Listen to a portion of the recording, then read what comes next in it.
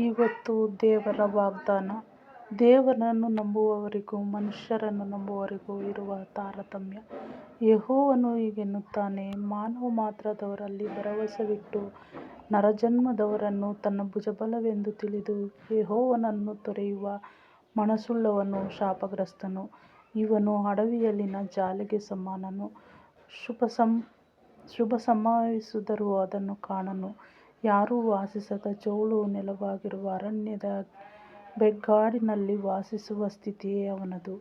ಯಾವನು ಯೆಹೋವನಲ್ಲಿ ನಂಬಿಕೆಯಿಟ್ಟಿದ್ದಾನೋ, ಯಾವನಿಗೆ ಯೆಹೋವನು ಭರವಸನಾಗಿದ್ದಾನೋ ಅವನು ಧನ್ಯನು. ನೀರಾವರಿಯಲ್ಲಿ ನೆಡಲ್ಪಟ್ಟು ಹೊಳೆಯ ದಡದಲ್ಲಿ ತನ್ನ ಬೇರುಗಳನ್ನು ಹರಡಿ ಧಗೆಗೆ ಭಯಪಡದೆ ಹಸಿರೆಲೆಯನ್ನು ಬಿಡುತ್ತಾ ಕ್ಷಾಮವರ್ಷದಲ್ಲಿಯೂ ನಿಶ್ಚಿಂತೆಯಾಗಿ ಸದಾಫಲ ಕೊಡುತ್ತಾ ಇರುವ ಮರಕ್ಕೆ ಸಮಾನನಾಗಿರುವನು.